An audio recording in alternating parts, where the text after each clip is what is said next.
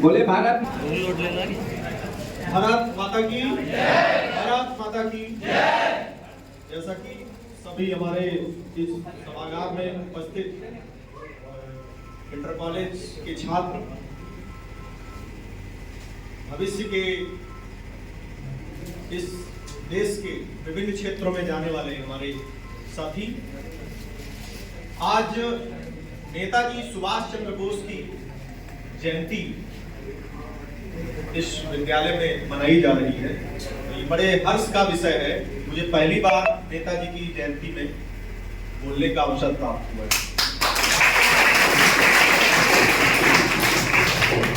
नेताजी हमारे देश की एक ऐसी धरोहर है, ऐसे सिपाही हैं। हमारी आजादी में नेताजी का जो योगदान है उसको भुलाया नहीं जा सकता। हमारे विद्यार्थी साथी जितने भी हैं, क्लास इंटर तक के यहाँ पे होंगे, सभी लोगों ने नेताजी के बारे में पढ़ा होगा, जाना होगा, समझा होगा। सिविल सेवा सर्विसेज की तैयारी करने वाले विद्यार्थी जिनको वर्दी की चाहत होती है, उनके लिए नेताजी का स्थान विशेष रहता है, क्योंकि ये आईपीएस, सिविल सेवा के माध्यम से आईपीएस भी रह चुके हैं। इंडियन पुलिस सर्विस, हालांकि देश तब आजाद नहीं था, लेकिन भारत में इंडियन पुलिस सर्विस की स्थापना हो चुकी थी और नेताजी आईपीएस होने का गौरव भी प्राप्त है। लेकिन आईपीएस होने के बावजूद जब देश की आजादी की बात आई तो उन्होंने अपनी सिविल सेवा परीक्षा जो उन्होंने पास किया था उसको उन्होंने इस्तीफा देकर और देश की आजादी के आंदोलन में कूद पड़े। गांधी जी के अहिंसा के मार्ग का सम्मान करते हुए उन्होंने अपना रास्ता चुना और देश की आजादी में विश्व में कई देशों से, क्योंकि अंग्रेज सरकार उस समय हमारे यहाँ रूल कर रही थी, जैसा कि सभी विद्यार्थी जानते होंगे, देश की आजादी में लड़ने वाले सिपाहियों में उस समय अंग्रेज सरकार तरह तरह के आरोप लगाकर जेल गिरफ्तार करती थी, डालती थी।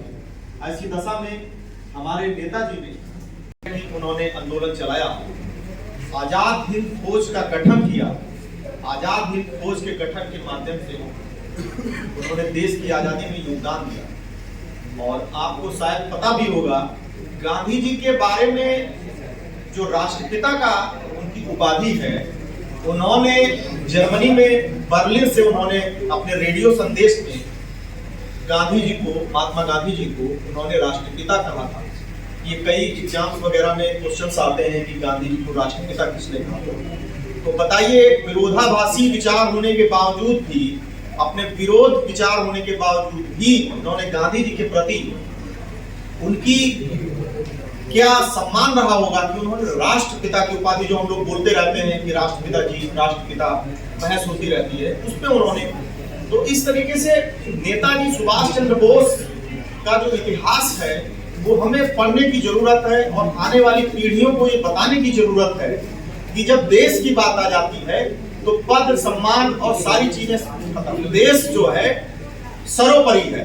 किसी भी व्यक्ति के लिए, किसी भी विद्यार्थी के लिए, जो भी व्यक्ति बनने, महत्वपूर्ण ये है कि हम जिस प्रोफेशन में जा रहे हैं वहां अपनी ईमानदारी से कार्य करें, क्योंकि अब देश की आजादी तो हो चुकी है, अब देश के विकास की जरूरत है। तो नेताजी के इस गुण से और उनके प्रति हमारा सम्मान क्या होगा कि उन्होंने जिस तरीके से भारत का सपना देखा था उसमें अपनी भागीदारी कैसे करनी है।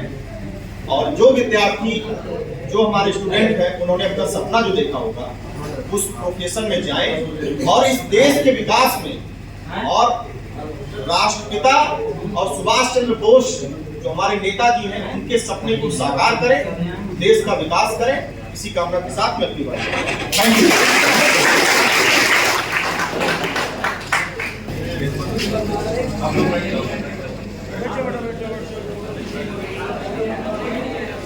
हाँ, हमारे साथी बैठे रहे, उसके बाद थोड़ा समय लेंगे हम। अभी हमारे बीच जो तमाम वक्ता साथी हैं, हमारे पत्रकार साथी हैं, उन